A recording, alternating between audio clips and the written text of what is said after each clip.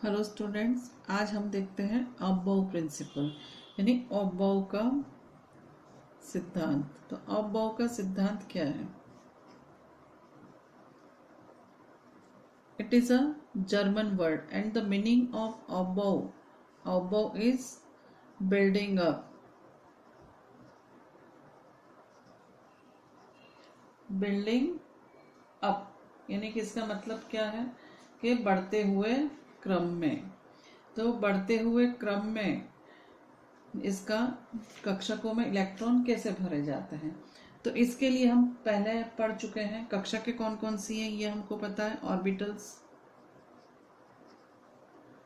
चलिए तो 1s है, फिर 2s 2p।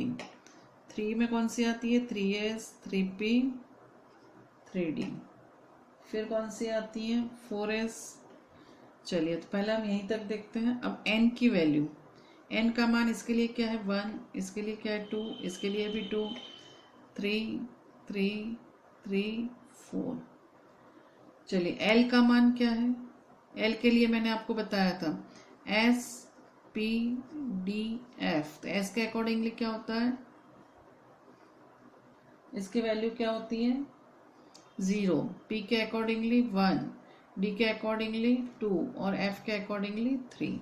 तो यहाँ पे l की वैल्यू क्या है? s है तो 1s है तो l की वैल्यू क्या आएगी? 0। 2s में भी l की वैल्यू क्या आएगी? 0। p के लिए क्या आएगी? 1। s के लिए फिर क्या आएगी? 0। p के लिए 1, d के लिए 2 और फिर s के लिए 0। अब हमको निकालना है n प्लस l का मान, इन दोनों का योग। तो ये क्या आएगा? 1। ये 2 प्लस 0 2, ये क्या आया? फिर 3, ये क्या आया? 3, ये क्या आया? 4। फिर इसके बाद में आपका 2 प्लस 5, ये क्या आया? 5, ये क्या आया? 4। तो अब n प्लस एल की वैल्यू देख रहे हैं हम। तो इसमें इलेक्ट्रॉन देखिए, 1 में तो पहले भरे जाएगा, तो ये पहले कौन सा भरेंगे? 1s। अब ये 2 है तो इसके बाद किस में भरेंगे? 2s। अब 3 की वैल्यू हमारे पास 2 आई है। n प्लस एल में 3 वैल्यू कितनी बार आई है? 2 बार। तो अब इसमें इलेक्ट्रॉन किस में पहले भरे हम? तो इसमें ये देखना पड़ेगा कि जिसकी n की वैल्यू कम हो। तो n की वैल्यू किसकी कम है? 2p की। तो फिर इलेक्ट्रॉन किस में भरा जाएगा? 2p में। फिर किस में भरेंगे हम? 3s में। अब 3 के बाद में n प्लस एल की वैल्यू क्या आई? 4। अब 4 के लिए हमारे पास दो वैल्यूज हैं, 3p और 4s। तो पहले किस में इलेक्ट्रॉन भरेंगे हम? जिसकी n की वैल्यू कम है। इसकी कितनी है? n की वैल्यू 4 है और इसकी कितनी है? 3। तो पहले किस में भरेंगे? 3p में। फिर किस में भरेंगे? अब 4 वैल्यू इसमें है तो किस में भरेंगे हम इलेक्ट्रॉन? 4s में। और फिर किस में भरेंगे? 3d में। तो ये हमारा इलेक्ट्रॉन भरने का क्रम रहेगा। तो अब इस क्रम को बताने के लिए हम एक ग्राफिकल क्रम बताते हैं। तो सबसे पहले इलेक्ट्रॉन किस में भरना है हमको? 1s में। 1s के बाद इलेक्ट्रॉन किस में जाएगा? 2s में।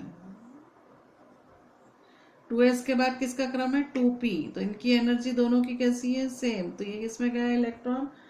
2p में। इसके बाद इलेक्ट्रॉन किस में जा रहा है? 3s। तो ये 3s में। 3s के बाद इलेक्ट्रॉन किस में जा रहा है? 3p। ये 3p में। उसके बाद इलेक्ट्रॉन किस में जा रहा है? 3d। आना कहाँ चाहिए था? यहाँ। इसमें 3 वैल्यूज हैं, इसमें कितनी है?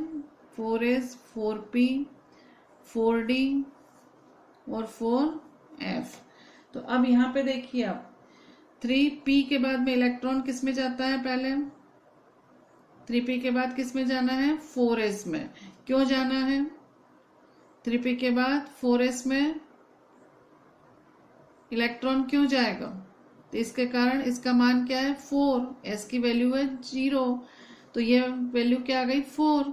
और 3d, d की वैल्यू क्या है? 2 और 3 प्लस 2, तो ये क्या हो गया? 5 हो गया। तो 5 क्या हो गया? इंक्रीज हो गया, बढ़ गया। इसलिए 3p के बाद इलेक्ट्रॉन किस में जाता है? 4s में। और 4s के बाद पहले किस में जाता है? 3D में, 3D से कहाँ आएगा 4P में, 4P से कहाँ आएगा 5S में। तो इस तरह से इनका जो ग्राफ बनता है ये आपको एग्जाम में बनाना होता है। तो 5S के बाद में इलेक्ट्रॉन कहाँ चले जाएगा हमारा 4D में, 4D से किस में आएगा ये 5P में, और 5P के बाद इलेक्ट्रॉन कहाँ आएगा हमारा 6S में।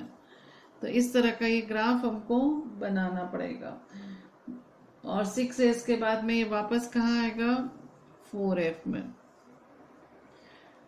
तो ये अबव प्रिंसिपल का जो स्टेटमेंट है वो क्या आएगा, शब्दों में हम इसको क्या कह सकते हैं कि इलेक्ट्रॉन पहले सबसे कम ऊर्जा वाले उपलब्ध कक्षक में जाते हैं और उनको भरने के बाद वे उच्च ऊर्जा वाले कक्षकों में भरे जाते हैं। यानी in the ground state of the atom the orbitals are filled in order of their increasing energies. तो ये हमारा अबव का प्रिंसिपल कंप्लीट हो गया है। अब हम देखते हैं पाउली एक्सक्लूजन प्रिंसिपल। तो पाउली एक्सक्लूजन प्रिंसिपल समझना है हमको, तो इसके लिए देखते हैं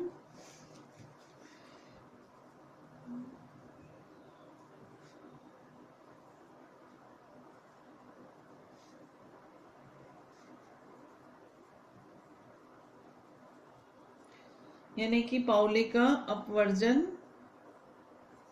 सिद्धांत, अपवर्जन सिद्धांत। अब इसमें क्या होता है ये समझते हैं हम। तो according to this rule no two electrons in an atom can have the same set of 4 quantum numbers. तो अदर वर्ड में हम क्या कह सकते हैं, ओनली 2 इलेक्ट्रॉन्स में exist in the same orbitals and their electrons must have opposite spin। यानी दो शब्दों में हम क्या कह सकते हैं इसको, किसी परमाणु में उपस्थित 2 इलेक्ट्रॉनों की चारों क्वांटम संख्याएं एक समान नहीं हो सकती है। या दूसरे शब्दों में हम क्या कह सकते हैं, केवल 2 इलेक्ट्रॉन एक ही कक्षक में रह सकते हैं, इन इलेक्ट्रॉनों के चक्रण विपरीत होने चाहिए। तो कोई भी 2 इलेक्ट्रॉन, अब हम ले लेते हैं इसमें, मान लीजिए कि हमने 2s ऑर्बिटल लिया है, इसके 2 इलेक्ट्रॉन है ये 2s2। तब इस पहले इलेक्ट्रॉन के लिए क्वांटम संख्या क्या हो गई, तो अब ये हो गया 2s1 और दूसरा इलेक्ट्रॉन क्या हो गया 2s2।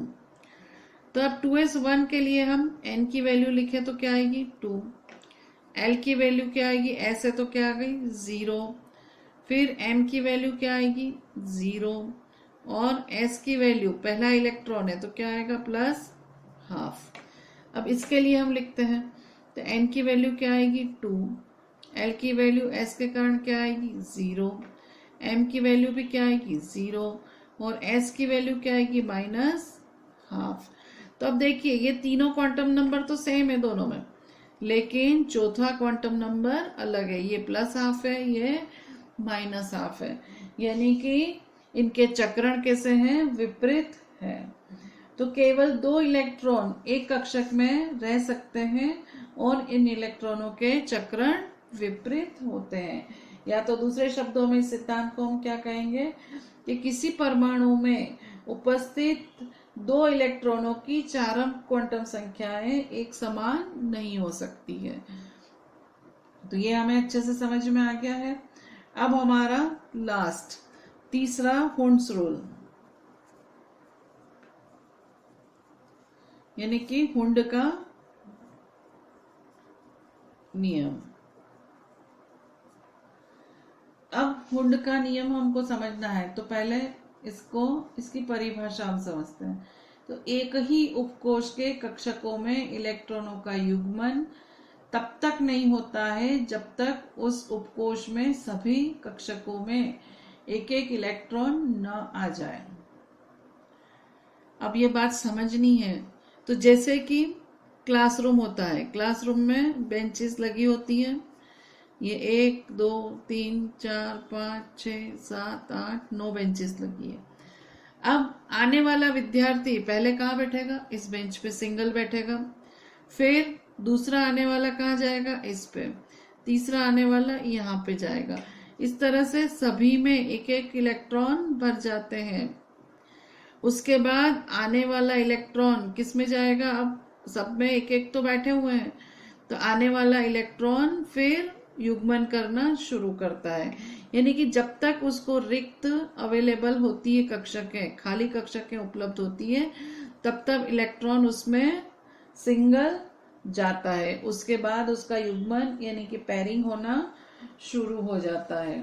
तो according to Hund's rule, the pairing of electrons in the orbitals belonging to the same subshell does not take place until each orbital belonging to that subshell has got one electron each.